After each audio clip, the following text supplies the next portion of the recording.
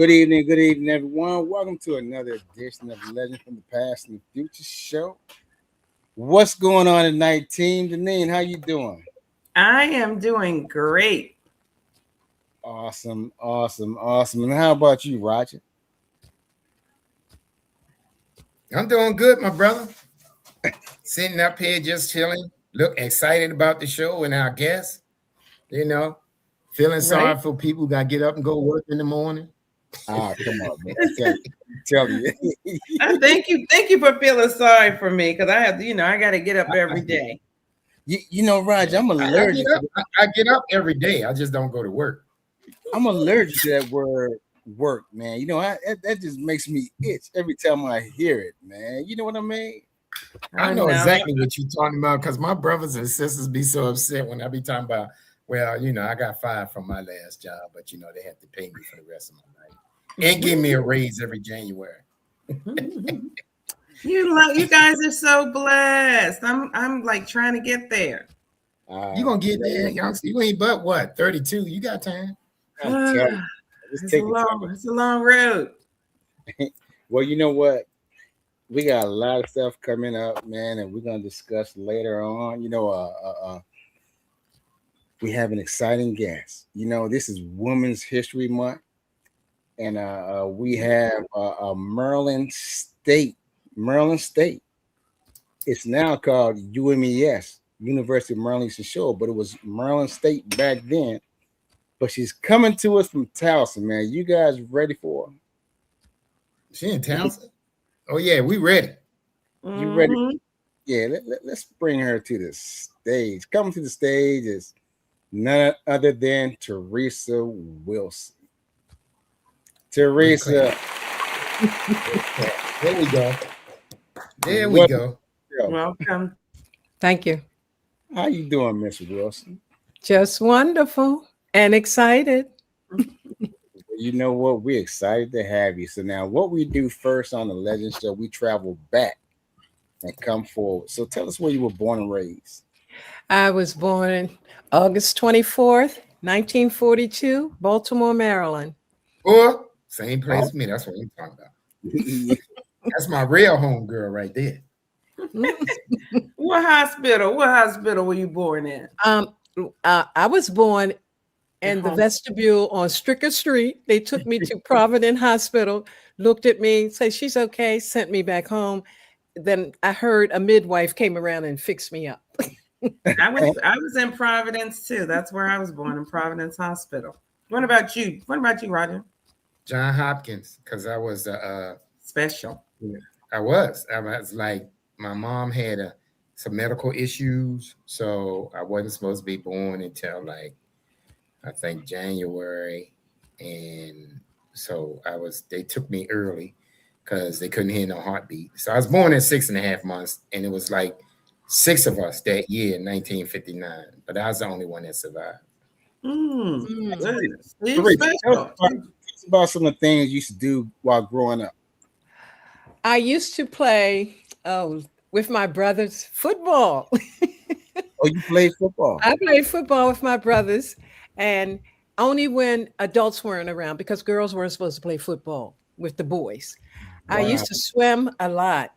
Before they built the modern pool, I used to swim in a place called Hanover Street, where it was not the best water, but it was water. And that's where we used to swim until they built the 2 swimming pools in our neighborhood.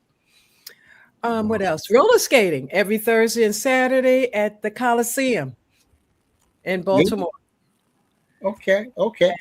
Now, were you a fan of roller derby back then? A little bit, yeah. But the way we used to skate, we were called the cute skaters. Yeah, we dressed up, and we did a lot of nice, fancy moves. Well, the last time I went skating was how long ago? 4 years ago. It was 4 years ago. Nice. Yeah, and I said, "Oh no more." Wow. How many laps around did you do? I might have done about a six, and then I went and sat down the rest of the evening. That's a lot on your legs. Did you skate backwards? Oh yeah, I did a little bit of backwards, did the little dips and turns, and then I started thinking, boy, if you fall on this floor, those bones are not going to heal the same way they used to. So I said, let me just cutely skate off the floor and sit down and watch everybody else. Cutely, that's what I'm talking about. Now, do you have a daughter named Lynette? Yes, I do. You know, she just got through sending you a message. She said, "Go, mommy." That's my oldest daughter. All right. Yes. So now, Theresa, what led you to Maryland State? Well, the truth is, I had many college applications, and my dad said, fill them out, and just give them to me. I'll mail them. I'll put the little money orders in. My dad only sent out one application. I did not know that. I mean, no, it was a couple of years later, and I kept saying, wonder why they didn't respond and say we don't want you or anything. But it was like a couple of years later, and it was Thanksgiving, and one of my grandfather's sisters said, "Did your dad ever tell you what happened?" I said, "Well, no, what happened?" So my auntie told me what my dad did, and I'm so glad he did it. Right. Now, what was your major while there? My major I had a double major, physical education and biology. And I loved the biology a lot. But I also loved physical education because I had a lot of science courses.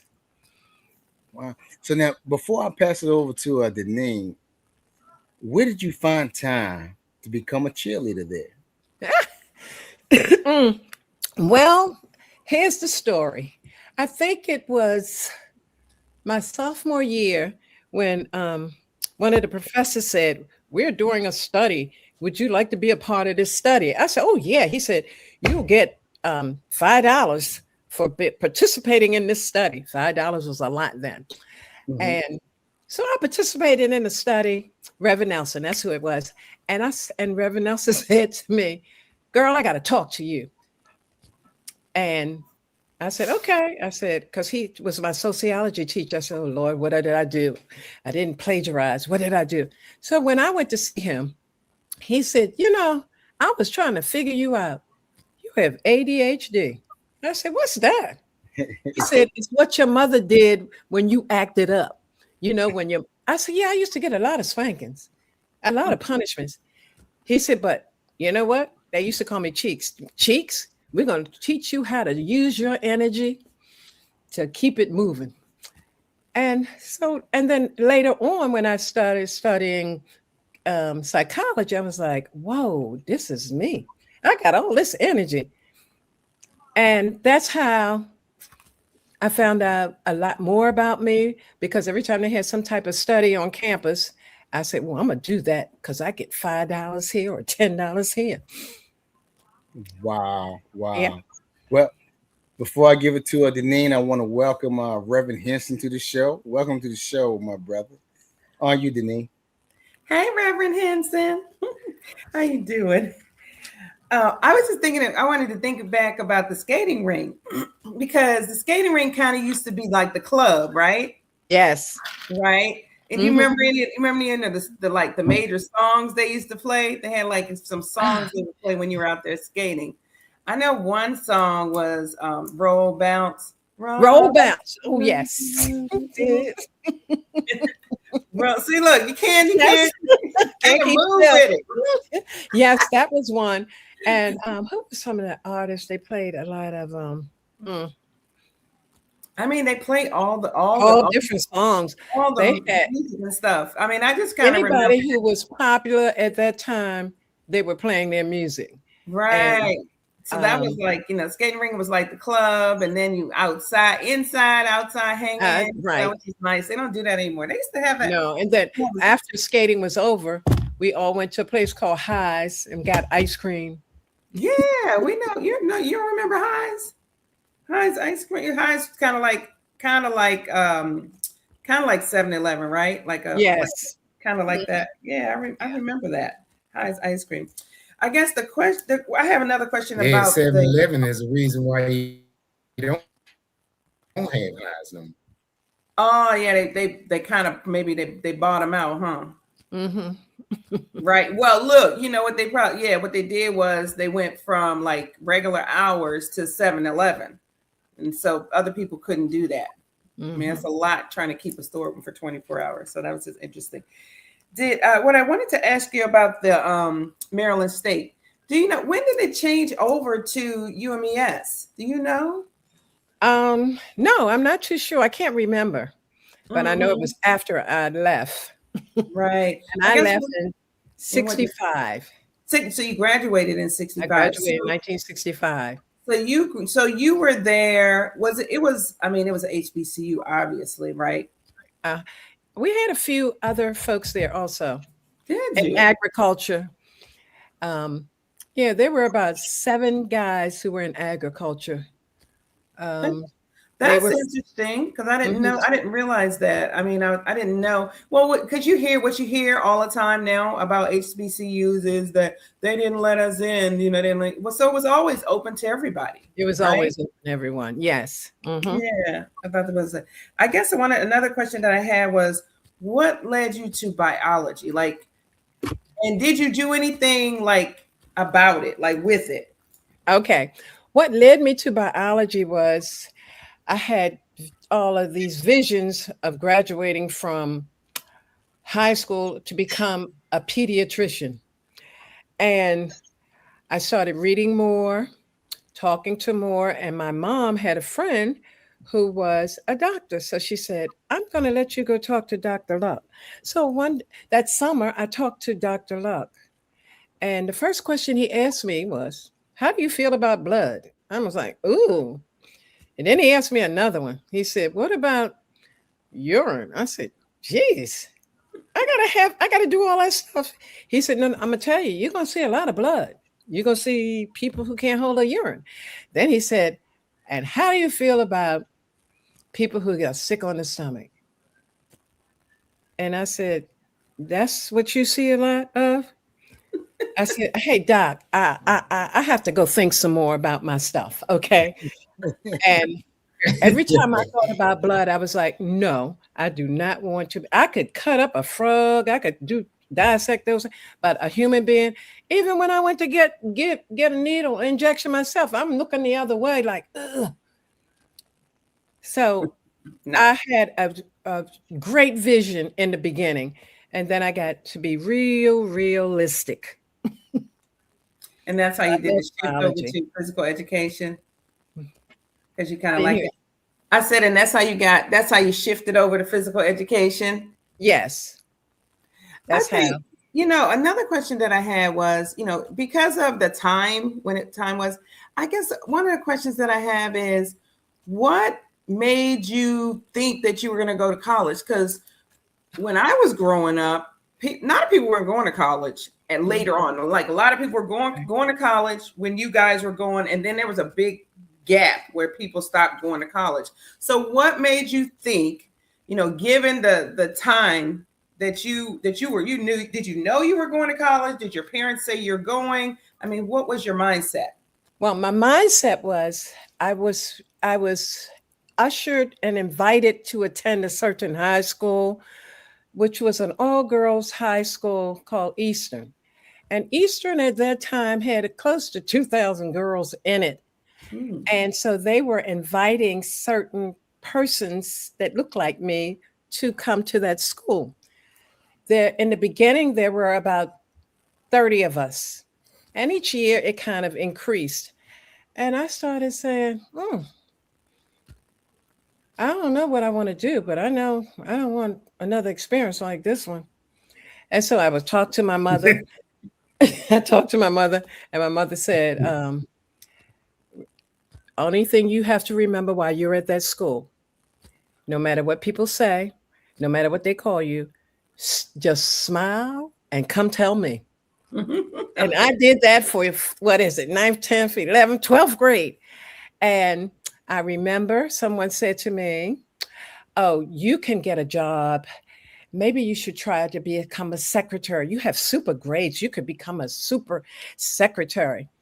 And I went home and I told my mom. My mother was 5 feet 5. I told her what happened. And she said, and did you say anything? I said, no, ma'am.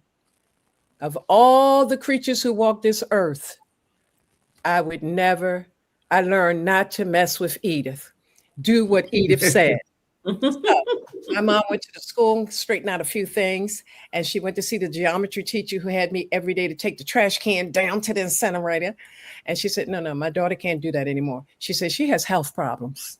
So whatever obstacle I ran into, because I looked different, my mom would go fix it. And my mother said she was the one who had me apply to A&T.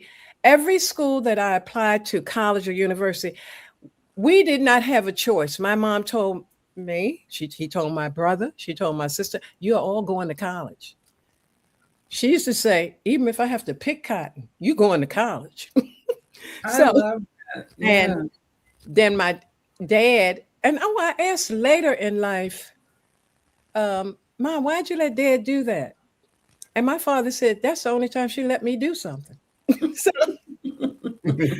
I'm so glad that they did. But in my family, my mother always pushed education. My mother graduated years ago from Kappa State when I was here, but she didn't go back to school until I think I might have been in the second grade. But education has always been her thing. And the first job I got, she helped me get it. And the first job was working at Gino's restaurant, a teletray operator, and the evenings mopping the floors, cleaning the toilets.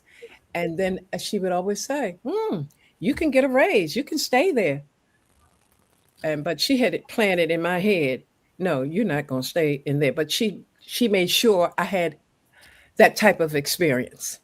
Right. Nice. Well, shoot. Go ahead, Roger. You got it.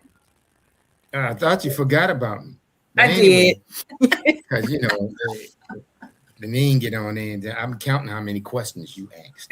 But anyway, so what was the bounce, because I'm looking at your bio, and you bounced. You kept bouncing from Jersey to Baltimore. You at King College, in Jersey. You at what is that? And then you in Baltimore, at the guidance counselor department head.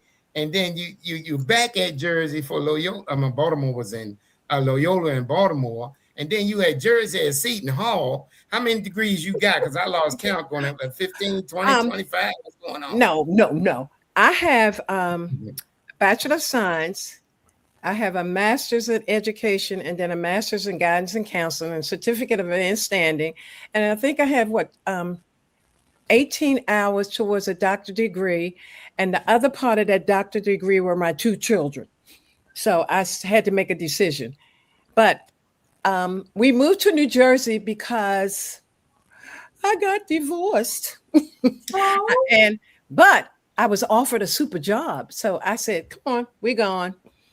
And I stayed there for a while, but then my children started getting older. And I said, oh no. When I found my daughter was not going to her little brownie meeting and riding the subway, I was like, no, we're getting out of this place. We're going back to the country. So that helped a whole lot. And they even say, the older ones, that they're glad I came back to Baltimore. Yeah, because I see that. So you taught in Baltimore. You was a counselor in Baltimore. And the Center of Movement Counseling Center. Talk to us about that. The Center of Movement was a tutoring center. Oh, that was my baby. I started tutoring, helping students at home. And then I said, one day I said to my husband, hey, I saw a building I could rent. And he said, for what? I said, I'm gonna open a tutoring center. I said, I started doing all the paperwork. At the tutoring center, I had students who were, we call skill builders, who were the little folks like 3 and 4 years old. And they went all the way up to students who were in college. just recently, I've met some of the students that I used to tutor, and I met their children. And I was like, wow. Then I met another gentleman. He said, this is my granddaughter. And I said, your granddaughter? I said, how old are you, child? So I had to reflect back. But it was a tutoring center, and I hired students from Morgan State University to assist with tutoring. I did all of the planning, recruiting, and then I ran across a nice lady who said, hey, I have some free time. I'll help you with some of this. And so we stayed there for quite a while. And then I said, it's almost time to retire. And then I started giving more time to my youngest baby girl. And we closed the tutoring center. I retired from what I call employment completely for how many months? 2 months. And I just couldn't handle it anymore. So I said, no, I'm going to find something else to do. And then I started thinking, what do I really love a lot? I love being somebody's mother, but I don't want any children. I love being grandmother. I love being great grandma. No, I love you, but make sure you take kids when you leave. Right. But at this stage, I'm still tutoring, and I'm having so much fun doing it. And the children are, how do I say? The children are funny, and they keep me going. I've met a couple students that, I'm trying to think about what else can I do for. I have a little student that is so intelligent and bright that she's reading on a 5th grade level, and she's doing 5th grade math. And so I said, okay, so every time when I meet the students, I'm always throwing in guidance and counseling, psychology, therapy, and all of that. So I'm really trying to work with what I call the whole child. And in some instances, I'm working with the parents.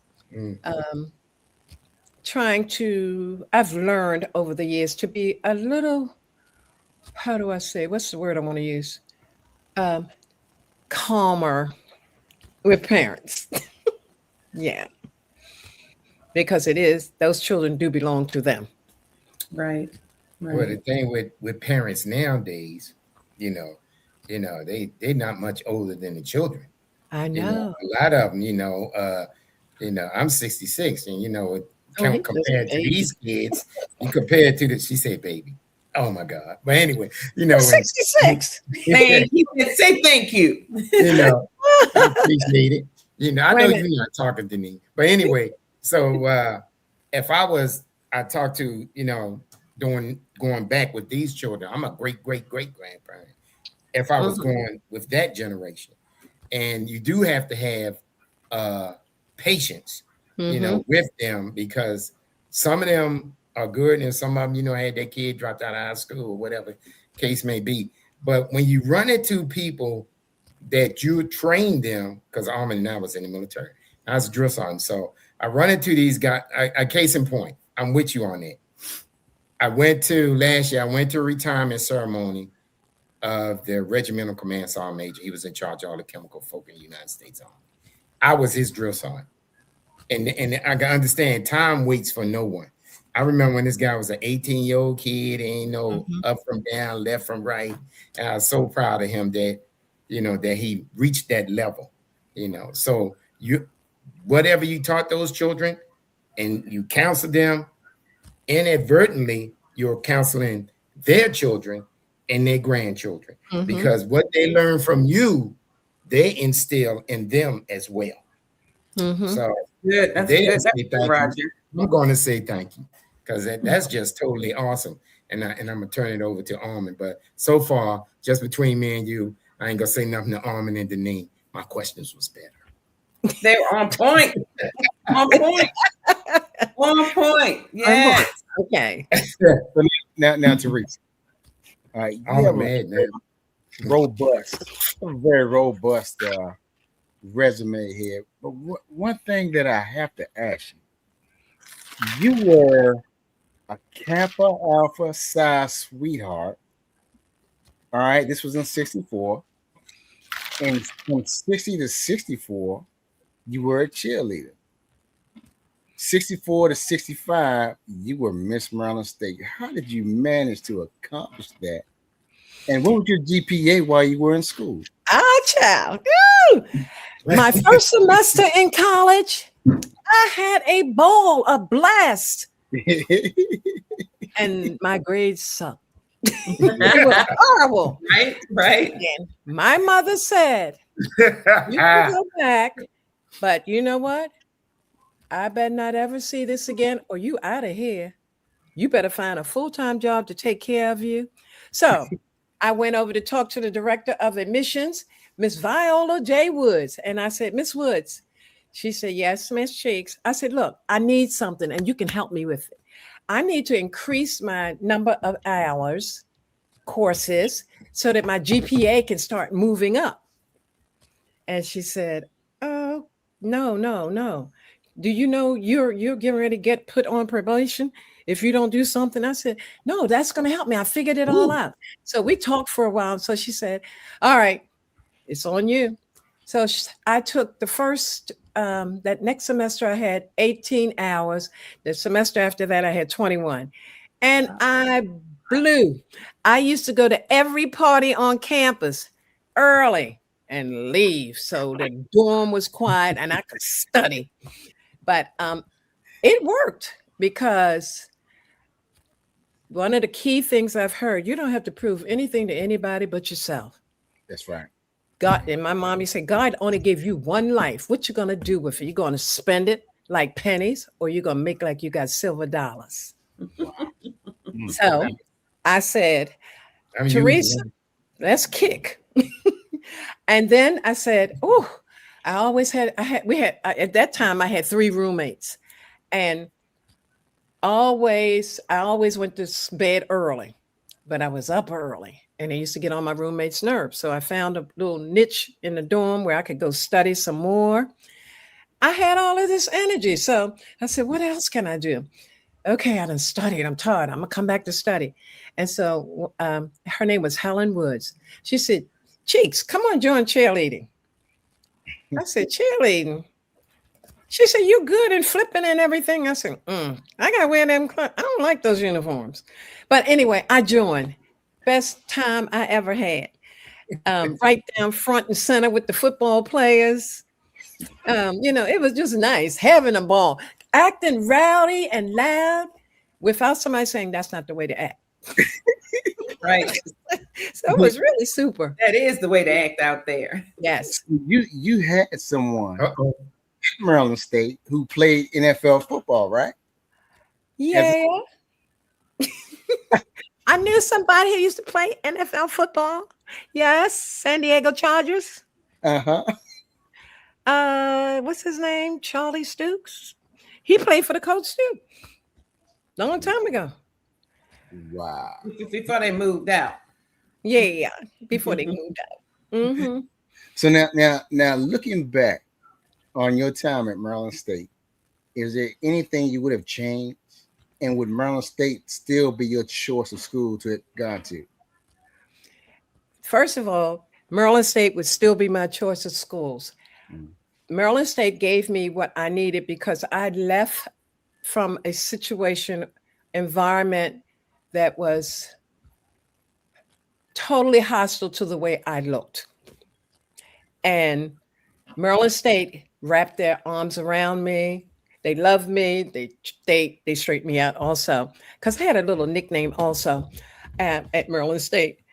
And I learned how to not chop people up with my words. Yeah. But I would choose the same school. And if I could, I put the same people right back there again. Wow. That says a lot. Yes. It was just super. I grew so much as a human being. And then I learned a whole lot of how to become a lady. And Kappa, sweetheart, I love those guys. And, I know they love me too. Because when I became Miss Maryland State, they asked me about the coronation. Well, who's going to walk in your place? I said, I need to think about that. So I had the gentleman who was the librarian, his daughter, little girl. I think she was 9 or 10. She walked in my place as Kappa sweetheart during the coronation. And so I really didn't hurt any of my sorors' feelings by picking one of them and saying, why didn't you pick me? Or this or that. So that worked out. Yeah, I found time to pledge too. I see. So now, is your husband next to you? Yeah, he's right here. Yeah. You can ask it. Did he go to school with you? No, my husband, I met him through my brother. He was a best friend. He's best friends with my brother. And I was just like, okay, I'll talk to him another time. And we went to a what was it? The bull? No, it was a trip to Florida, Disney World. That was it.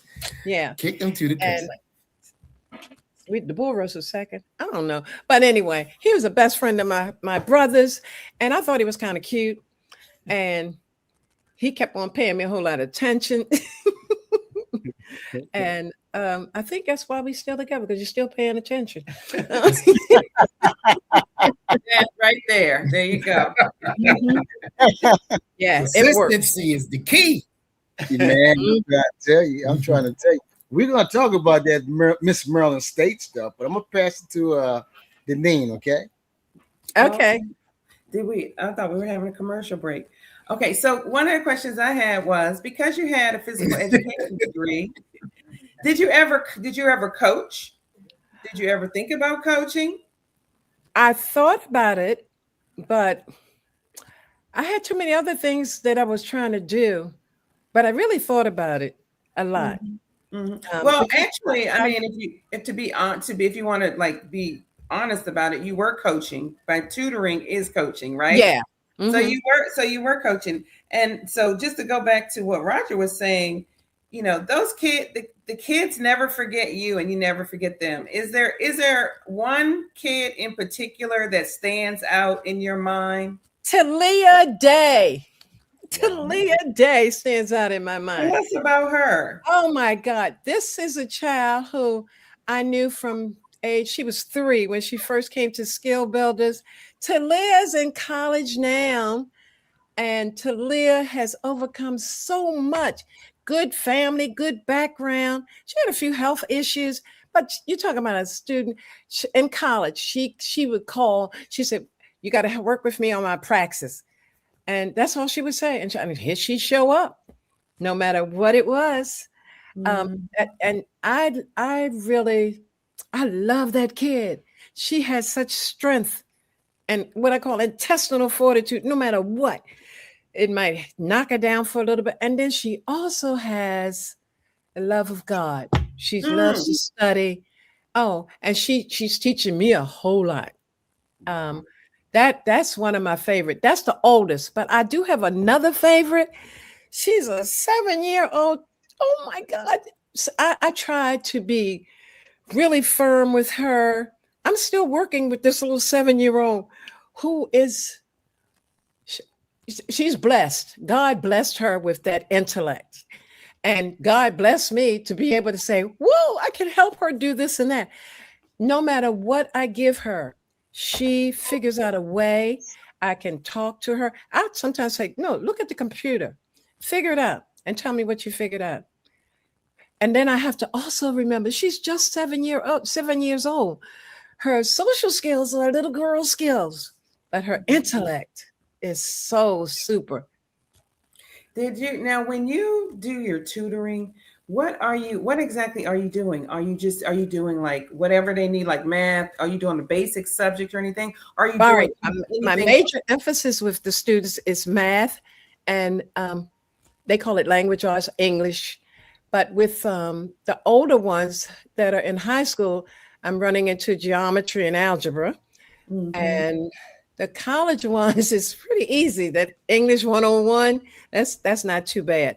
But my emphasis is I always pay a lot of attention to the Maryland State Common Core standards.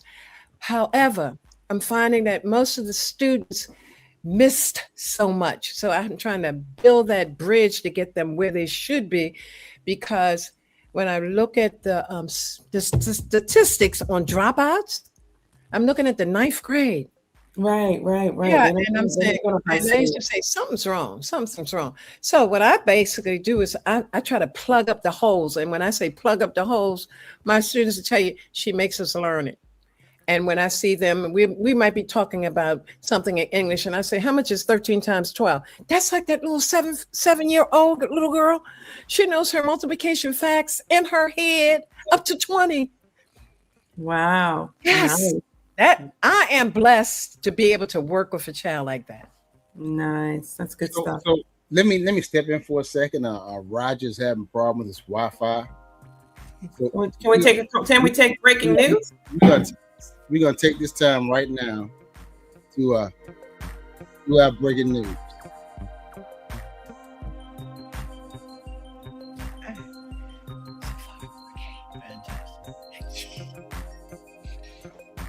Just being me.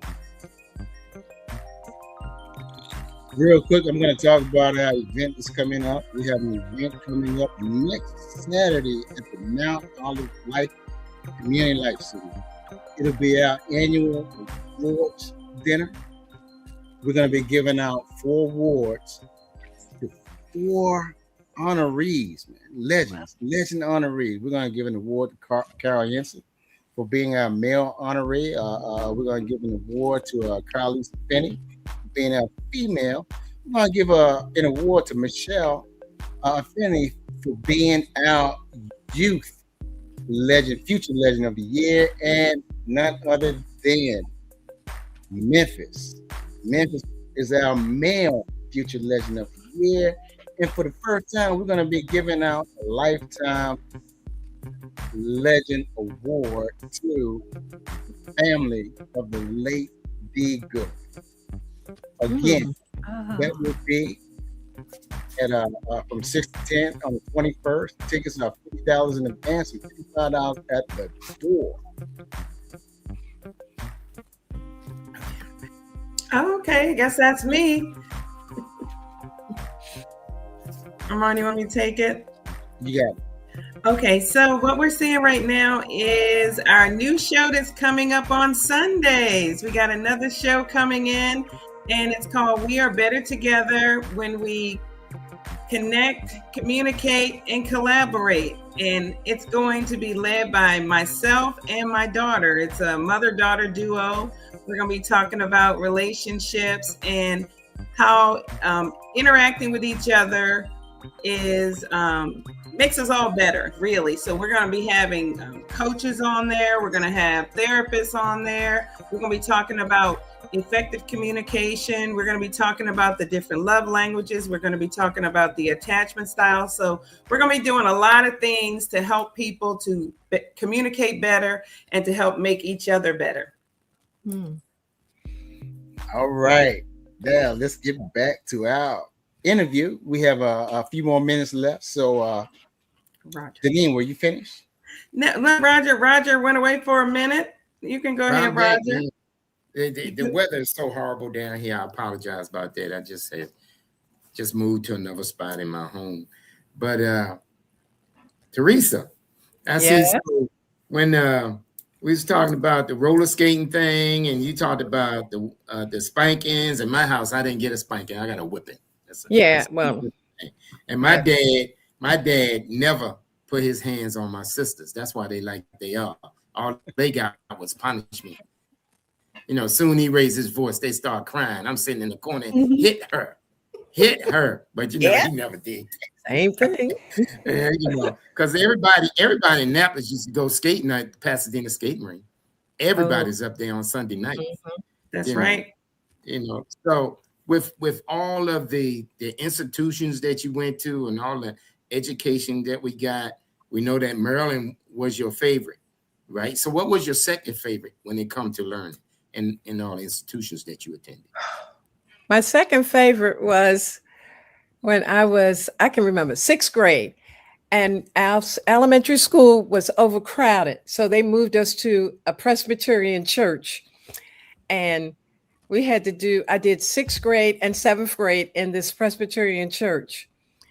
And Miss Dorothy Barrack and Mr. Woods. Yeah, those were the teachers. And it was just nice. It was super. We had a special place to eat. It wasn't the cafeteria. The individuals from the church would come and fix lunches for us. It was really nice. And walking to that building, it might have taken me no more than 10 minutes at the most to get to school those 2 years. And it was just super. And there were times where I would go to that church's Sunday school, and then my mom would pick me up to take me to our church, which was not Presbyterian. But those were some times then. It's always good to remember the Yes. great times and the good times, especially at the same time you're learning. I found when and I both had been instructors in the military. I found when you got somebody that you're teaching a subject that they like, they really learn it. You get some of them in there, the only thing they learn enough is to pass the test, and then, but you get those who are really into it, and they really learn something and they carry it with them throughout their careers, in your case, education, in our case, military, so it's always good to be, I taught drill sergeant school as well, but it's always good to me to see the outcome, for lack of better terminology, of your product. You had this person and they like a lump of clay. And you're sitting up there and you form them as much as you can. Some form they have to do on their own after they leave you. But then when you run into them later, like you did with the young man, and you see the finished project, someplace in your mind, you got to say, I did that. You got to say it, in your mind. You may not tell him, I did that.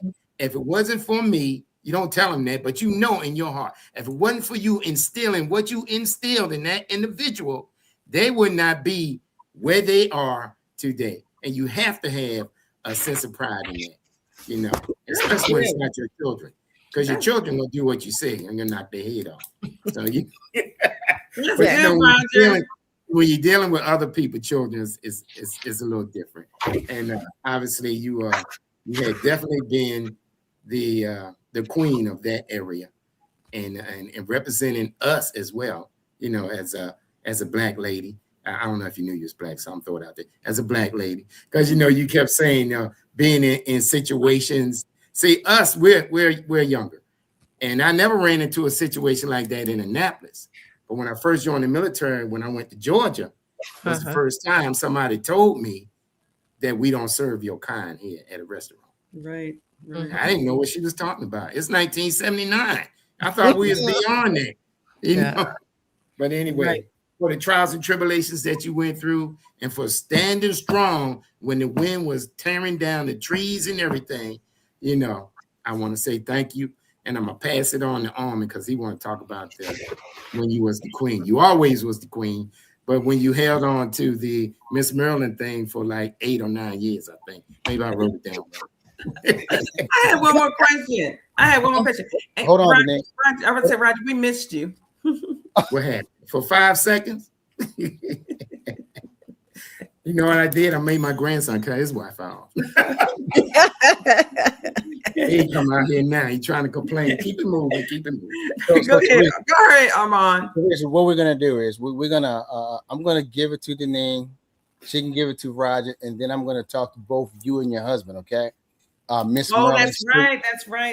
I'm gonna be really quick, but I wanted to tell Roger that while he was gone, she was talking about some of the students that she had that were very like that she remembers, like that's those couple students that were just so, they were so learning, so growing, all of those things. And she remembered those kids. She was talking about it, so it lined up right with what you were saying. But the one question I had, just last question, was tell us what it means to be a Kappa Alpha Psi sweetheart. Tell us what's that? What is that?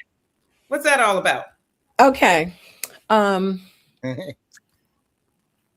It's a group of guys who just love me to death. and the husband sitting right let there. me tell you what happened.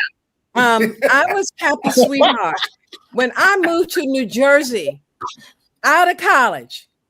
I'm walking down what's that main street? The main street in downtown Newark, New Jersey. And somebody said Cheeks. Uh-oh. And I was like, ooh, that must be somebody from my past. And he did that Kappa yell, whatever. And I said, turned around, and sure enough, it was someone who had gone to Maryland State when I was there.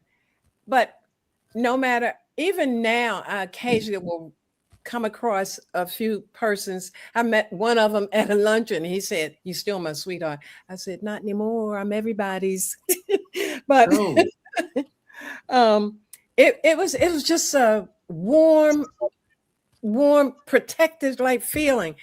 And I realized not long after I got to Maryland State that I needed this type of nurturing and family, because I had to, how do you say it? It's like taking a bath, wash off all of the stuff. Right. I had even gotten to the point that you could say anything to me and it didn't bother. And I would say that to my mother, and she said, "Oh, it's bothering you, but you've conditioned yourself how to deal with it." That's it. I'm gonna pass it over to Roger, but I do want you to just think about this.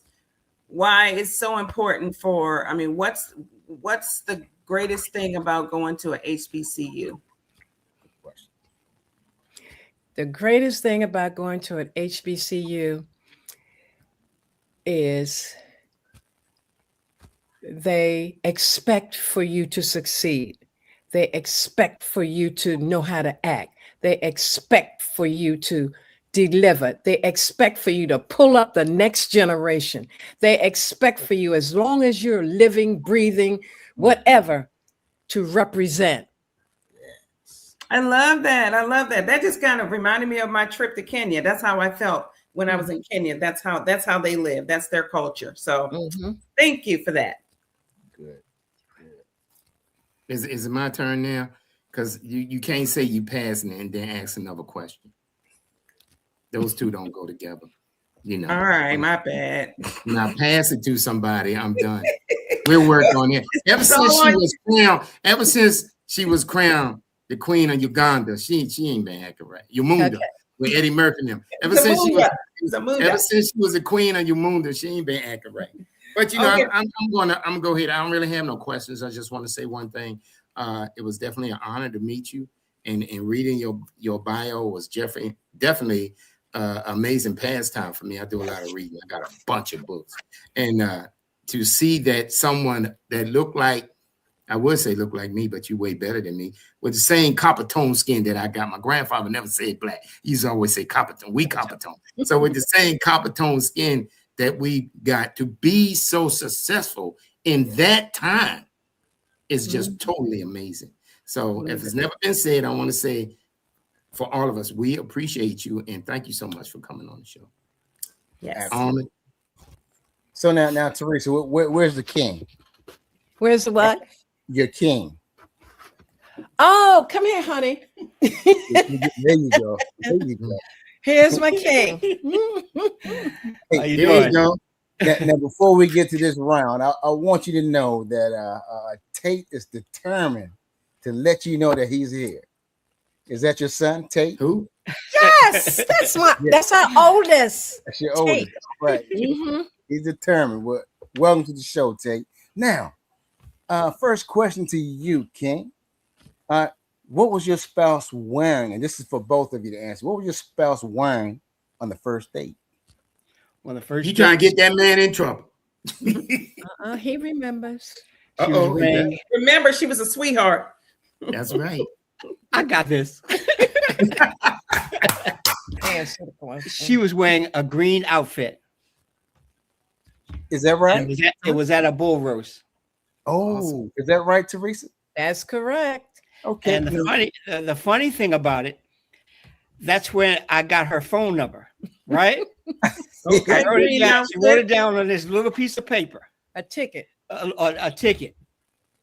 I kept that ticket for 2 months before I called her. And I still had the same ticket. Awesome. had to get brave enough to speak to the sweetheart. Yes. Yeah. So Theresa. And permission from her brother. Boom. Oh, okay. Now it's your turn, Theresa. What was your spouse wearing? I don't remember. Oh. I really don't remember. Black suit on. He had a suit on because he was in the choir and they all wore suits. The choir members had black suits on. Is that right? Now, did you say Yeah, you had a bull roast? Say that again. We were at a bull roast. We were at a bull roast. And you had a suit on at a bull roast? He had a suit on. Because he was a member of the choir, right? They were the host. Okay. All right. Okay. Yeah, it was a black suit because David had on a black suit. Right. Because we went to a funeral right after the bull roast. So who was the first to apologize? Uh-oh. My husband. I'm always Good man. That's a good man. That's a good man. Yeah, you Yeah, always Lord. apologize. Sometimes I'll be honest, I never apologize. Oh wow. Okay. I just do things to show that I'm apologetic, There you like a go. special meal. Acts of service, right? Yes. Mhm. Yes. Supposed to mean I like that. Okay. All right. Now, would your spouse say he married up or you did? Ooh. I say I married up. I'm gonna answer that to keep her out of trouble. I married up too. No, I think I married up also. Oh, I love. See, this is why y'all still together. This is what I married up because he's the man. And Boom. the man knows how to treat the lady, even when the person is not acting like a lady. But he's the man. I know I married up. You know, Wayne, my prayer, you got my prayers, brother, because that Miss Maryland State seems to come out quite a bit, doesn't it? If only you knew. Yeah, but he can handle it. She's the greatest. Gotta be a strong man to be able to handle a woman like that. So Well, I she's the applaud greatest. you. He's strong. Saying man. all the right things, and I can tell why you guys are together. Way to represent.